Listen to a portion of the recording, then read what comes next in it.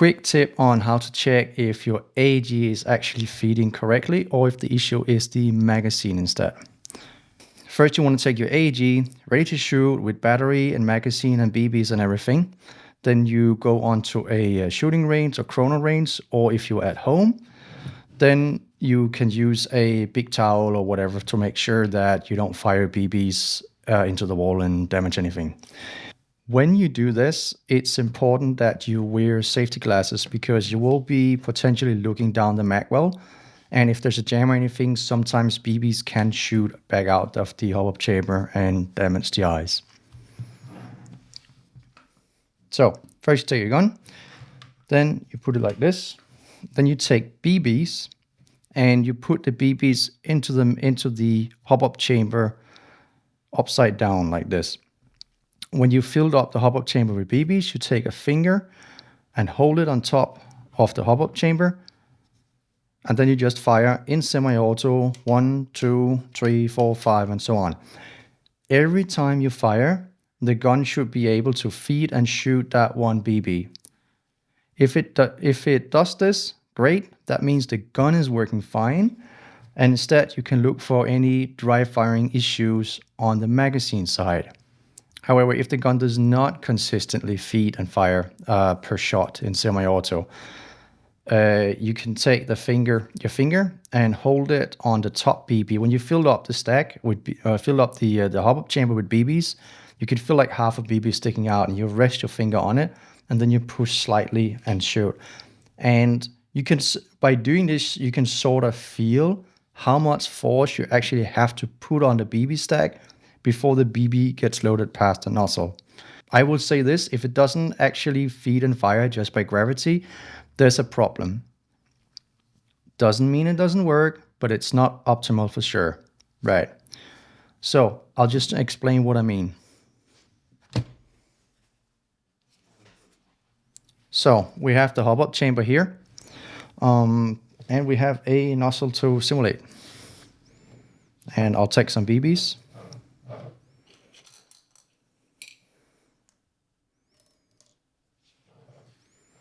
So right now they're just gravity fed. And as we can see, when I pull back the nozzle, if the nozzle is not pulled back far enough by the tappet plate, the BB basically has to force itself past the edge of the nozzle. And when it has to do this, then it relies on the magazine strength. And that's why you have magazines that feed well and magazines that feed bad. So that's why I say, instead of focusing on the magazines, check the gun first. Check if it's actually drop feeding as it should. If you have issues with this, it's not always on the magazine side, even though it's drop feeding correctly. Sometimes the issue can be that the hop-up unit or gearbox doesn't sit correctly in the receiver. Especially sometimes there's issues with the mag catch or the magazine compatibility. If the magazine doesn't sit in the correct position or in the right height, you can have issues. If it doesn't properly contact here and open up for the magazine, then what can happen is that sometimes it does go far enough down to actually open up as it should, but not enough. It opens just enough that BBs can force themselves past this, and then it sometimes works, but it has to push past that before it pushes past the nozzle. So in those cases, you want to make sure that the magazine sits properly in the body and it properly opens up here so the BBs have a full and unimpeded path to enter the hop-up chamber.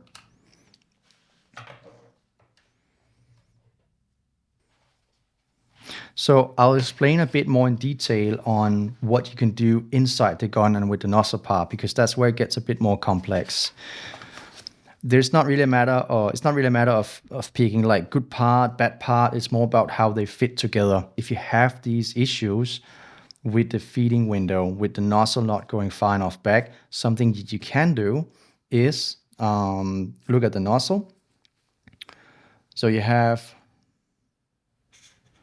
flat nozzle, and you have conical nozzle,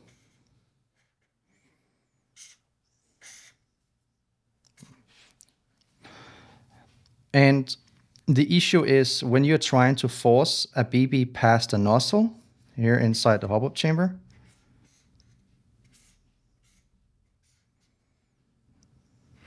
All right, you have a BB here. You have the nozzle. So if you have a flat nozzle and it sits here, then the BB can easily go past this point and this point. That's the critical point on the nozzle and on the bucking lips or the edge of the hop-up chamber.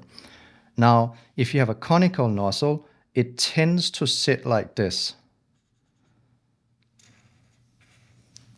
And what happens then is that now the BB actually has to go past here or here instead, which means that the nozzle has to be even further back. Or you need a lot of force to actually push back, to push past the nozzle on the slanted surface. That's a big reason why I prefer the flat nozzles. Another issue is sometimes you have the buckings themselves. If you have a bucking like this installed, right, then it sits right up here, right up to the edge of the feeding tube, and sometimes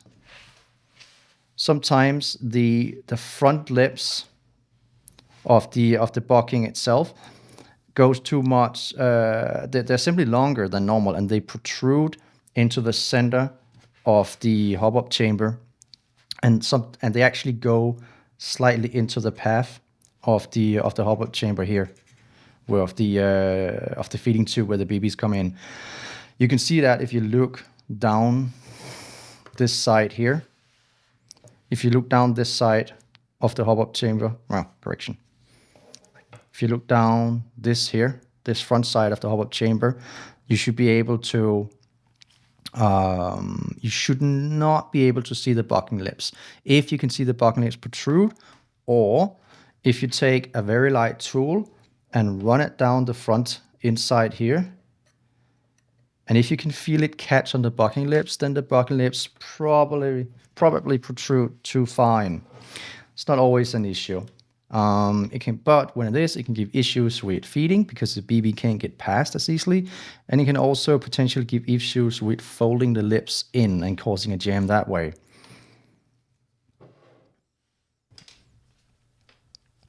So actually another trick you can do, if you're having issues with the nozzle sitting too far forward when it's pulled back, you take a piece of plastic or whatever, and you just cut a ring like this. So you cut a thin plastic ring, usually out of the packaging for your products or whatever, and this then goes around the hop-up chamber, like so. And then it spaces the hop-up unit further away from the gearbox. This is good because now the nozzle is technically pulled further back. Really, you just move the hop-up chamber. And so that will help with feeding. And so if you're doing this, you put a shim on, you put the gun back together, you put some BBs in, and then you test it and you see, is it actually feeding better now? Well, you can feel that really easy because when you put your finger on and you try to force the BB through, you can pretty easily feel the difference with the amount of force you have to push with your finger, or the fact that now you don't need to push at all and it's just dropping in doing semi-auto firing as it should. But it has a lot of downsides as well. You move it away, it can cause issues with the magazine not being able to hit the feed neck correctly, so it can be more difficult to insert the magazine. It can also cause issues with sealing, obviously, because as you move the hop-up unit further away here, you also move the bucking lips further away from the nozzle when it's actually forward. So do have a chrono and check to see if you're actually causing any air sealing or accuracy issues when you do this. But it's a nice trick because you can do it in 5 minutes and you don't need to take the whole gun apart. So yeah, you can even do it in the field with the right tools. So those were my quick thoughts on it. First, I showed you how to check for it easily if the issue is with the gun or with the magazine. And then I explained the stuff inside. If you're interested in hearing more about this stuff and seeing my amazing crayon expertise on drawing this, let me know in the comments. I'm just a guy who builds guns. So yeah, let me know what I can do better.